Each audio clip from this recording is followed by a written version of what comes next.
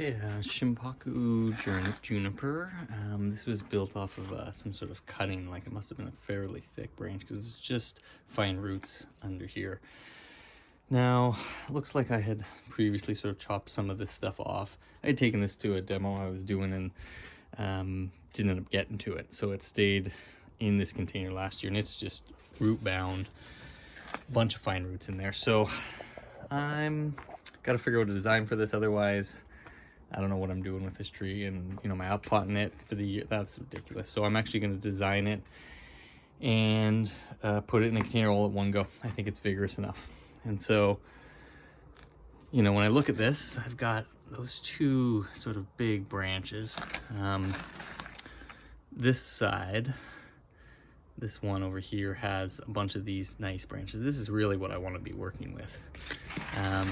So I am going to, I think, gin this whole piece. I'll probably twist it around and you know, put it into some gin with wire and then let that harden in that position.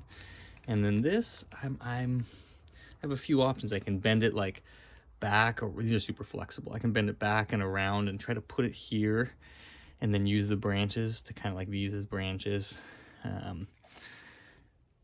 And kind of make branches, and then maybe bring this up and around for another section here. You know, I could try to just draw, you know, make it a more upright, like a, not, you know, bonsai, make it more like an upright tree, and then just start to bring those branches down and have it a sort of a more upright, which I don't love. I like this idea of turning this into that kind of wild juniper look that is sometimes appears slightly unnatural. So we'll see what I do. I'm gonna get a bunch of wire, and I'm gonna use steel on this, steel wiring. So pretty rough, because I just don't have a big enough copper and thick enough copper to actually work that.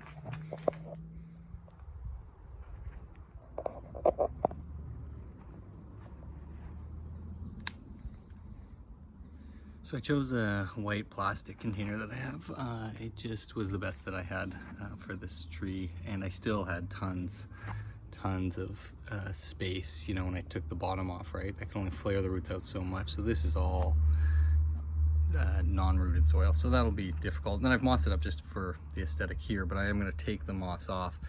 And why am I taking it off? Because it could protect the roots from heat exchange. But what will happen is it'll take forever for it to dry out in there, and I actually want the sun and the dry air to dry it out, to create oxygen and keep oxygen in there. But I'm going to leave some on to protect the roots, so some sort of middle ground in that. Yeah, so I took that other one and ginned it, as you can see, and I put some metal around it, steel. I put steel around everything, and so I think it can still set at this point. Like I don't know if it has to actually grow into it. It would make sense that it actually has to grow into its new fibers, or it might be that when it dries, it just calcifies, and so whatever movement it is after you put it in green. So we'll see. You know, I did use steel, and this was another huge, this was another huge branch here, and you know, whatever, yeah, I guess branch, and I bent it around and in and back this way. And so it creates this sort of like sub tree, you know, because again, I could just, and maybe I will just take that off at some point, you know, but there's not a lot of like these things start to have to become branches on this side of the tree. You can see how empty that side of the tree. So, and I kind of like it. It adds a nice feature. What did I do with the top here? Yeah, right. So I just bent the main one all the way down, and that's the top, right? So that was the top, and then used a secondary branch up there to create, secondary branch. So I bent that. So I bent the main one all the way down to this. That's the main branch, and then another branch that came off the back I could turn into this little, you know, this sort of little apex that I've made, and you know, like I could wire these down. It's still too early. There's a bunch of branches that I could sort of wire, but they're so small. And again, the width is maybe too much. I kind of wanted to flow this way, just because the tree flows that way. and then the apex branches kind of flow that way. But you can see the width there is pretty equal off of the center of the tree, right? And so that creates tons of symmetry. So it feels like the tree is actually pretty well balanced, but then heavy. And it's obviously foliage heavily up there and in there. But again, what did I do? Took so much bending and taking off of branches and everything, and I repotted. So, I had to leave quite a bit. But, so I'm actually very happy with the start. With the wiring too, I realized that I had previously done some of these in the summer, and I don't know if it's the cambium or whatever, when they're moving this much, maybe it's not that they're moving so much that anyways, the bark was just like slippery. It's like, so I like tear the section strip at one point. So that was something I had to think about, and there's a few little like cracks in there.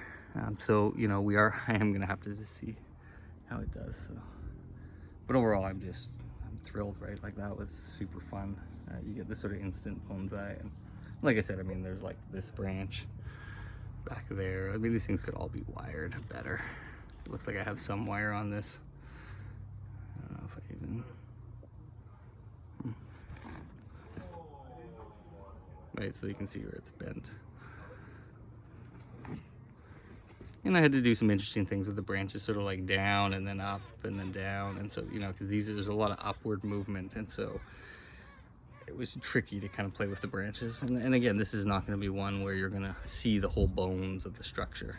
Well, I shouldn't say that. It's not, the thing that I had done in the past was use these as branches everywhere, right?